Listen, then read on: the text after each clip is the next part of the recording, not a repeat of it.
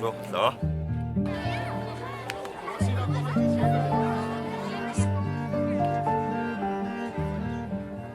Mesdames et messieurs,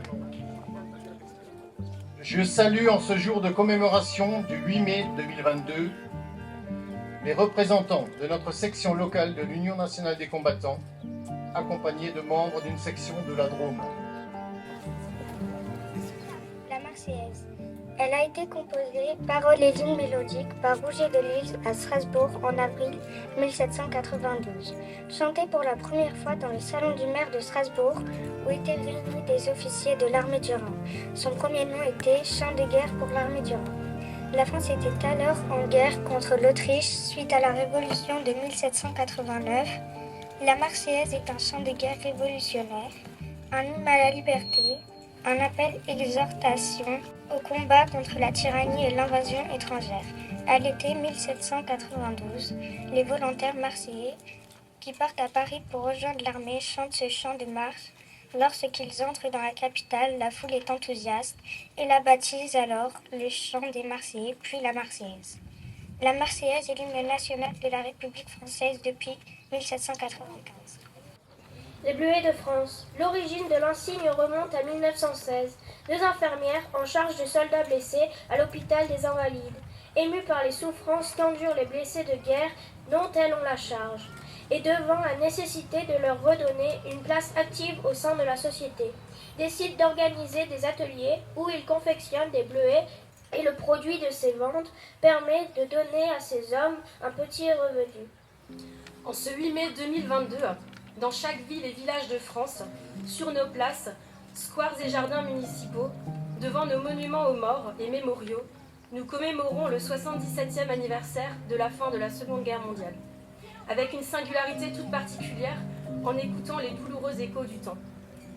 Mesdames et messieurs, chers habitantes et habitants de Fegersheim-Onheim, je vous souhaite à mon tour la bienvenue. Avant de commencer mon discours, j'ai une pensée pour Lucien Graff, président de l'Union nationale des combattants de Fegersheim-Onheim, qui nous a quittés subitement en décembre dernier et à qui je dédie cette cérémonie.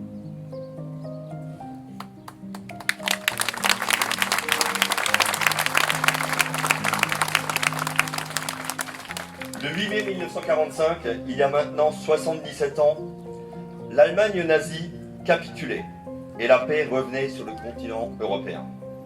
Les valeurs de liberté, d'égalité, de justice et de dignité triomphaient sur une idéologie nourrie de haine et de terreur.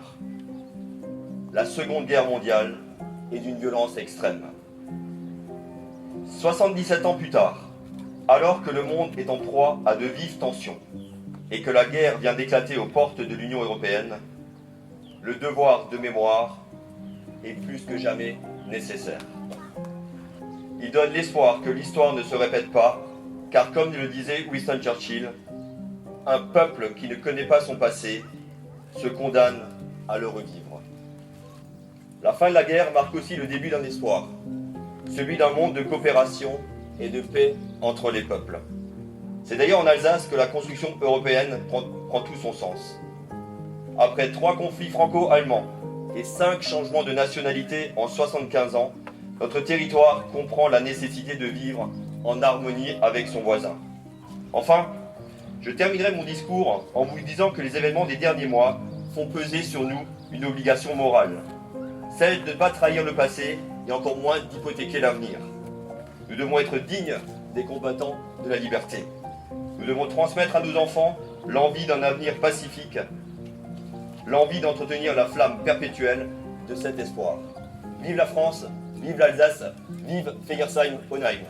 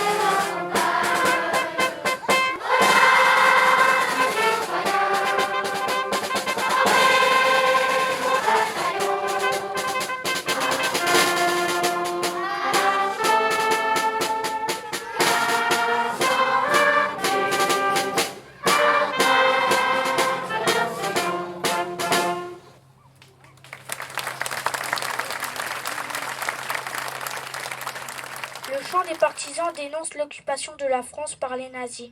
La mélodie devient l'indicatif sifflé de l'émission Honneur et Patrie diffusée quotidiennement par la radio de la Résistance.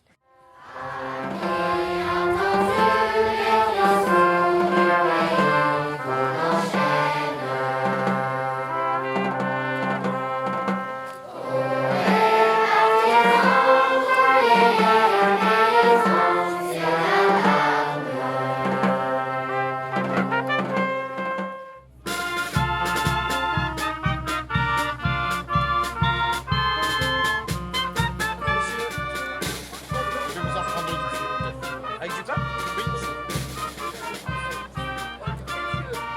Oui, je peux m'en mettre deux. Je peux vous mettre deux. Bien sûr, Bougez monsieur. pas. Et vous allez en même temps, décidément. Hop, on va faire ça comme ça.